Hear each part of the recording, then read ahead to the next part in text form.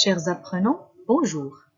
Dans cette vidéo, nous allons voir toutes les informations concernant la nouvelle policière. Ensuite, nous allons voir le schéma narratif de cette dernière. Commençons par une petite définition. Qu'est-ce que ça veut dire une nouvelle policière? La nouvelle policière, tout comme la nouvelle littéraire, se distingue par sa brièveté et la simplicité de son action principale.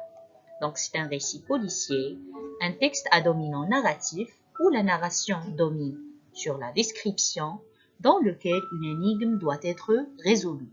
Par exemple, un délit, un vol, un meurtre, une attaque à main, un rat, etc. Son but. Quel est son but? Pourquoi le nouvelliste nous écrit une nouvelle policière? Pourquoi? C'est pour maintenir le lecteur en haleine par le suspense. Comme par exemple, un tueur en série se livre à de nombreux crimes et il faut absolument trouver le coupable avant que d'autres ne soient commis.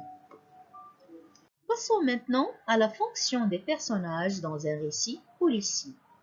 Dans le récit policier, chaque personnage occupe une place bien précise. Donc, on a le rôle principal qui est mené par le détective, bien l'inspecteur ou l'enquêteur. Puis, on a les rôles secondaires.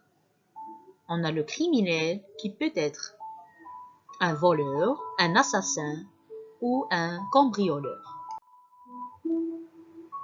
On a aussi le témoin ou le suspect. Et enfin, on a la victime. Donc, passons au schéma narratif de la nouvelle policière. Commençons tout d'abord par la nouvelle initiale. Donc, il se trouve au début de l'histoire, on apprend qui est le personnage principal, les circonstances, lieux, le temps, la situation des personnages. Généralement, il y a une certaine stabilité et l'histoire est racontée à l'imparfait. Donc ici, qu'est-ce qu'on utilise? On utilise l'imparfait. Puis, on a l'élément perturbateur. C'est quelque chose qui survient d'un seul coup et provoque une rupture de la stabilité. Donc, l'histoire est alors au passé simple. Donc ici, qu'est-ce qu'on utilise? C'est le passé simple.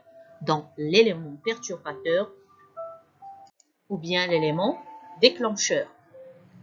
Puis, on a les péripéties. Il s'agit de toutes les actions qui ont lieu. Les personnages tentent de retrouver un nouvel équilibre. Cette partie-là est racontée au passé simple. Mais on peut trouver des actions ou bien des descriptions relatées à l'imparfait.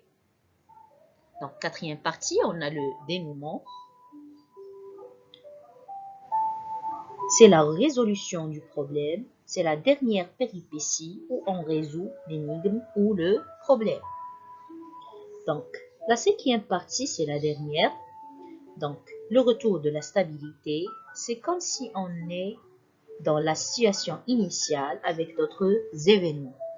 Mais avant de finir, nous allons parler d'un élément qui caractérise la nouvelle policière, c'est la chute. C'est une information ou bien un événement qui est surprenant et qui se base à la fin de l'histoire. J'espère que vous avez compris un peu et que ces informations vous seront utiles. N'oublie jamais, si tu veux, tu peux. Sur ce, je vous dis à la leçon prochaine, Inch'Allah. Merci.